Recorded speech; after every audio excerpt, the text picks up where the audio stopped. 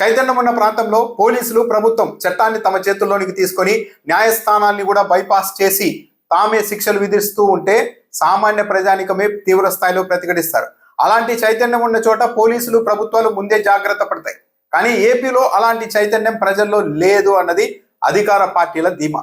అందుకే యువకుల్ని నడి రోడ్డు మీద పోలీసులు కొట్టినా సరే, ఒక యువకుడిని పోలీసులు తీసుకెళ్లి చంపేసి బూడిద లేకుండా చేసినా సరే ప్రజలంతా ఇలాంటి వాళ్ళకి ఇలాంటి శాస్త్రి జరగాలని మాకే మద్దతు ఇస్తారు. కాదు ఇలాంటివి అనుమతిస్తే రేపు రొద్దున ఏదో విధంగా తమలాంటి సామాన్యుల మీద కూడా ఇలాంటి ప్రయోగాలే వ్యవస్థలు చేస్తాయి అని ఆలోచించేంత చైతన్యం ఏపీలోని ప్రజలకు లేదు.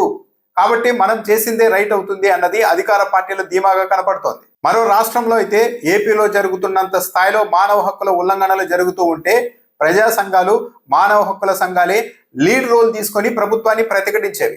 కానీ దురదృష్టం ఏపీలో ఆ పని ఒక రాజకీయ పార్టీగా ఉన్న వైఎస్ఆర్ కాంగ్రెస్ పార్టీని చేయాల్సి వస్తుంది. ఇదే అధికార పార్టీలకి ఒక అవకాశంగా మారుతోంది.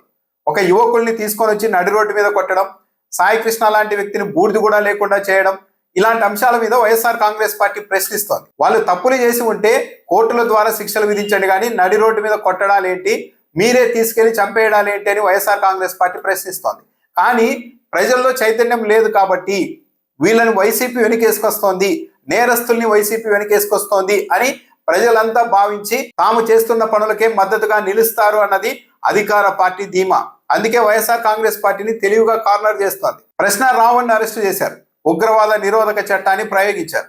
అతడికి వైఎస్ఆర్ కాంగ్రెస్ పార్టీకి ఎలాంటి సంబంధం లేదు. కానీ ఇలా మీరు కక్షపూరితంగా వరుసగా కేసులు పెట్టి పోలీస్ స్టేషన్ల చుట్టూ తిప్పడం ఏంటి అని వైఎస్ఆర్ కాంగ్రెస్ పార్టీ ప్రశ్నించింది. అంటే ఒక మానవ హక్కుల ఉల్లంఘన కోణంలో పోలీసులు చట్టాన్ని చేతుల్లోనికి తీసుకుంటున్నారన్న కోణంలో, న్యాయస్థానాన్ని కూడా నిర్వీర్యం చేసేలాగా మీరే శిక్షలు విధిస్తున్నారన్న కోణంలో వైఎస్ఆర్ కాంగ్రెస్ పార్టీ ప్రశ్నించడం మొదలు పెట్టంగానే ఈ ప్రశ్న రావుని వెనుక వైఎస్ఆర్ కాంగ్రెస్ పార్టీనే ఉంది అంటూ తొలి ఫేజ్ లో ప్రచారం చేశారు. ఆ తర్వాత వైఎస్ఆర్ కాంగ్రెస్ పార్టీని మరింత ఇరుకున పెట్టేలాగా వివిధ సందర్భాల్లో రావణ్ ఇగో హిందూ దేవతల్ని ఇలా కించపరిచాడు, నక్సలిజాన్ని ఇలా ప్రోత్సహించారు, హిందూ దేవుళ్ళ గురించి ఇలా మాట్లాడారు, ఇతిహాసాల గురించి ఇలా మాట్లాడారంటూ ఒక చిన్న చిన్న ముక్కల్ని కట్ చేసి తీసుకొని వచ్చి జనసేన పార్టీ వాళ్ళు పెద్ద ఎత్తున సోషల్ మీడియాలో ప్రచారం చేస్తూ ఉన్నారు. అసలు మొత్తం వీడియో చూస్తేనే కదా అతడు ఏ సందర్భంలో, ఏ ఉద్దేశంతో, ఏ ప్రాతిపదికన ఆ మాటలు మాట్లాడడం అందరికీ అర్థమవుతుంది. అలా కాకుండా ఒక చిన్న ముక్క తీసుకొని వచ్చి ఇదిగో ఇతను ఇలా మాట్లాడారని చెప్పడం అన్యాయం కదా అని రావణ్ మద్దతుదారులు కూడా ప్రశ్నిస్తూ ఉన్నారు. ప్రజలు ఎక్కడైనా సరే మేము అందించిన ఆ చిన్న ముక్కలు చూసే ఇతడు హిందూ దేవాలయం తిట్టాడు, ఇతిహాసాన్ని అవహేళన చేశారని ఫిక్స్ అయిపోతారు. పూర్తి వీడియో తెచ్చుకొని అదంతా చూసి ఒక నిర్ధారణకు వచ్చే అవకాశం పబ్లిక్ ఉండదు, అంత టైం ఉండదు, అంత ఆలోచన కూడా ఉండదు అని అధికార పార్టీలు భావించి ప్రశ్న రావణ్కి సంబంధించిన వీడియోని ముక్కలుగా చేసి ప్రచారం చేస్తూ ఉన్నారు. ఈ మొత్తం ఎపిసోడ్ లో రావణ్ ఎలాంటి తప్పు చేయలేదు అని చెప్పడం కూడా తప్పే అవుతుంది. అతడు పలు సందర్భాల్లో పరిధులు దాటి మాట్లాడుతున్నది నిజం. ఈ నేపథ్యాన్ని అంతా పరిగణలోనికి తీసుకొని జనసేన పార్టీ వాళ్ళు ప్రచారం చేస్తున్న చిన్న చిన్న ముక్కల ఆధారంగానే అసలు ఇతడికి ఎందుకు ఇతిహాసాలతో పని, ఎందుకు హిందూ ధర్మంతో పని, ఎందుకు ఇలాంటి వ్యాఖ్యలు చేయడం, పదే వాటిని ప్రస్తావించడం ఎందుకు అనే ఒక స్థాయిని ప్రజలు వచ్చారు. దీంట్లో అధికార పార్టీ సక్సెస్ అయింది. కానీ వైఎస్ఆర్ కాంగ్రెస్ పార్టీని పూర్తిగా రావణ్కు అంటగట్టేసి వైసీపీ కూడా హిందూ వ్యతిరేక పార్టీ అని ముద్ర వేయడానికి శరవేగంగా పావులు కదుపుతూ ఉన్నారు. కేసేమో నక్సలైట్లకు మద్దతుగా మాట్లాడారని కేసు పెట్టారు. కానీ మీడియా సమావేశాలు మాత్రం హిందూ సంఘాలతో మాట్లాడిస్తూ ఉన్నారు. రావణు, ప్రకాష్ రాజు వీళ్ళంతా ఒకటే, వీళ్ళకు మద్దతు వైసీపీ ఎందుకు పలుకుతోంది అంటే వీళ్ళ వెనుక మీరు ఉన్నారా అని హిందూ సంఘాలతో మాట్లాడించే ప్రయత్నం అధికార పార్టీ చేస్తోంది. ఈ పరిస్థితులన్నీ గమనించిన తర్వాత ప్రకాష్ రాజు ఉన్నారు, ఆయన మీద సమర్థవంతంగా ఇతడు హిందూ మతం పట్ల అంత సానుకూలంగా ఉండరు, హిందూ వ్యతిరేకి అని ఒక ముద్ర అయితే వేసేశారు. పడింది, కారణాలు ఏమైనా సరే దాన్ని అడ్డుగా పెట్టుకొని ఇదిగో ప్రకాష్ రాజుకు సంబంధించిన వాయిస్ను కూడా వాళ్ళ మీడియాలో వినిపిస్తూ ఉంటారు. కాబట్టి వీళ్ళంతా ఒక రింగ్, వీళ్ళంతా కలిసి పనిచేస్తున్నారు అన్న ఒక వాతావరణాన్ని సృష్టించేందుకు జనసేన, టీడీపీ చాలా కీలకంగా పనిచేస్తున్నాయి. ఈ రావణ్ వెనుక ఎవరున్నారన్న దానిపైన కూడా పలు రకాల చర్చలు కూడా ఉన్నాయి. జనసేన పార్టీ వాళ్ళు ప్రధానంగా పదే ఒక అంశాన్ని ప్రస్తావిస్తూ వచ్చారు.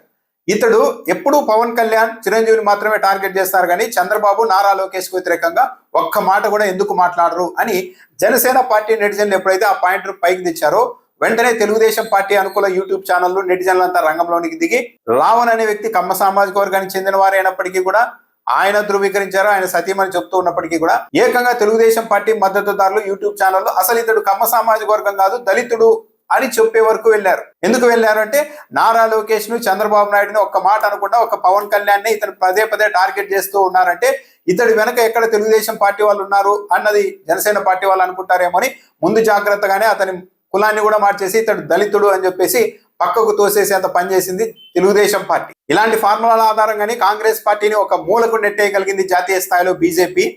మనం ఎందుకు ఏపీలో చేయకూడదు? వైఎస్ఆర్ కాంగ్రెస్ పార్టీ మీద అదే ప్రయోగం చేసి వైసీపీని కూడా ఒక కాంగ్రెస్ పార్టీ లాగా ఎందుకు మార్చకూడదు ఏపీలో అన్నది జనసేన తెలుగుదేశం పార్టీ ఉమ్మడి ప్రణాళికలో చాలా క్లియర్ గా కనపడుతోంది. ఇప్పటి వరకు వైఎస్ఆర్ కాంగ్రెస్ పార్టీ ఒక మతానికి అనుకూలమనో ఒక మతానికి వ్యతిరేకమనో అన్న భావన పడకుండా చాలా జాగ్రత్తగానే నడుచుకుంటూ వచ్చింది. కానీ ఇలాంటి ఎపిసోడ్లని మునుముందు ఇలాంటివి ఇంకా చాలా చేస్తారు. అంటే ఎవరైతే హిందూ మతానికి వ్యతిరేకంగా మాట్లాడి ఉంటారో వాళ్ళ మీద ఇష్టానుసారం కేసులు పెట్టడం, ప్రతిపక్షంలో ఉన్న పార్టీ సహజంగానే ఇలా అన్యాయం కదా అని మానవ హక్కుల కోణంలో ప్రశ్నించగానే చూసారా వీళ్ళ వెనకంతా వైసీపీ ఉంది, జగన్మోహన్ రెడ్డి ఉన్నారు అని ఒక ప్రచారం చేసి ఈ రాష్ట్రంలో ఈ 2 ఏళ్ల పాలన చూసిన తర్వాత అభివృద్ధి, సంక్షేమం, లా అండ్ ఆర్డర్ ఇలాంటి అంశాల్లో ఎన్నికలకు వెళ్తే కూటమి గెలిచే అవకాశమే లేదు అన్న ఒక అభిప్రాయం విస్తృతంగా ఏర్పడిన నేపథ్యంలో వీటన్నింటినీ డామినేట్ చేసేలాగా ఒక మత్తులాగా ఈ రాష్ట్రాన్ని మత ప్రాతిపదికన విభజించాలి అన్న ఆలోచనతో కూడా అధికార పార్టీ ఉన్నట్టు కనపడుతోంది. అధికార పార్టీ మీడియా కథనాలు చూసినా అదే అనిపిస్తుంది, ముఖ్యమంత్రి గారు పవన్ కళ్యాణ్ గారి ప్రసంగాలు చూసినా అదే అనిపిస్తుంది.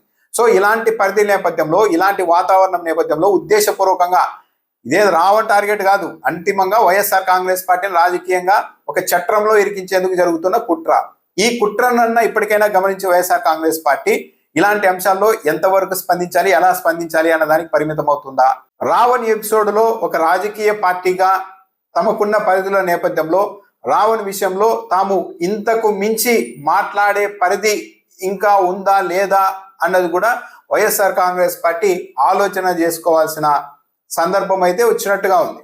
చివరకు కమ్యూనిస్టు సానుభూతి పరులు, కమ్యూనిస్టు మద్దతుదారులైన విశ్లేషకులు కూడా రావణ్ అలా మాట్లాడి ఉంటే మేము కూడా సమర్థించాం అని మెల్లగా తప్పుకునే పరిస్థితులు వచ్చాయి.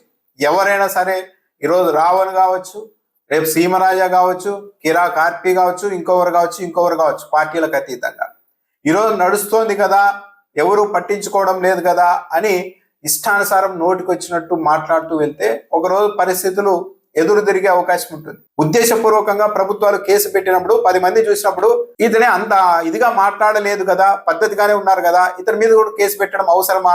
ఇలాంటి వాళ్ళ మీద కేసు పెడితే రేపు పొద్దున మా వాళ్ళ మీద, మనలాంటి వాళ్ళ మీద కూడా కేసులు వస్తాయి కదా అని అవతల వాళ్ళు కూడా ఆలోచించుకునేలాగే వ్యవహార శైలి ఉండాలి. విచలవిడితనం అన్నది ఎప్పటికైనా ఒకరోజు కొంప ముంచుతుంది. సాగినంత కాలం నా అంతటోడు లేడు అన్నట్టుగానే సాగుతుంది. కానీ పరిస్థితి చేదాటిపోయినప్పుడు మద్దతుగా వచ్చే వ్యక్తులు కూడా ఉండరు, హద్దులు మీరి వ్యవహరిస్తే, అది ఎవరైనా సరే.